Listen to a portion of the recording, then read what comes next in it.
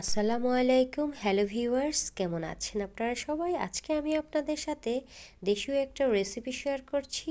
আর বেশি কথা না বাড়িয়ে চলুন চলে যাই রেসিপিতে। আমি এখানে 10-12টা দেশি কই মাছ কেটে ধুয়ে পরিষ্কার করে নিয়েছি। সামান্য হলুদের গুঁড়ো, সামান্য মরিচের গুঁড়ো, সামান্য জিরের গুঁড়ো দিয়ে হাতের সাহায্যে ভালো করে মেখে নিচ্ছি।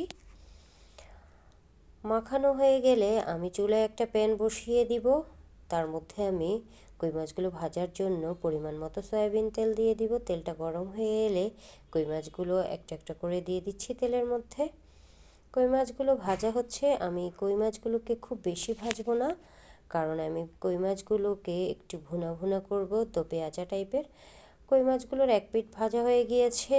এখন আমি কই মাছগুলোকে একটু উল্টিয়ে পাল্টিয়ে দিচ্ছি, যাতে সব পিঠই সমানভাবে ভাজা হয়।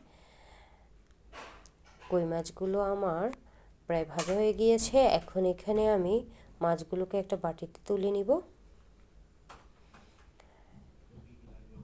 কই মাছগুলো যে তেলে ভেজেছি আমি, সেই তেলের মধ্যে আমি বেশি করে পেঁয়াজ, কাঁচামরিচ, সামান্য হলুদের গুঁড়ো আর জিরের গুঁড়ো দিয়ে ভালো করে ভেজে নিচ্ছি। এখন এখানে আমি দিয়ে দিব একটা টমেটো কুচি। টমেটো কুচি করে আমি আবারও নেড়েচেড়ে তেলের মধ্যে ভেজে নিব। এরপর আমি সামান্য পরিমাণ পানি দিয়ে একটু কষিয়ে নিব 3-4 মিনিটের মতো।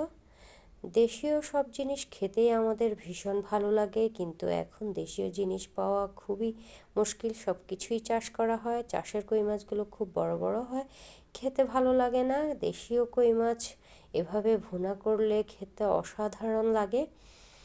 এখন এখানে আমি সামান্য পরিমাণ পানি দিয়ে মশলাটাকে আরও 2-3 মিনিট কষিয়ে নিব। এরপর আমি এখানে আমার ভেজে রাখা কই মাছগুলো দিয়ে দিব। কই মাছগুলো দিয়ে আমি 3-4 মিনিটের মতো নেড়েচেড়ে ভেজে নিব এই মশলার মধ্যেই। এরপর এখানে আমি বেশি করে ধনেপাতা কুচি দিয়ে দিব। আমি আরেকটু নেড়েচেড়ে দিচ্ছি।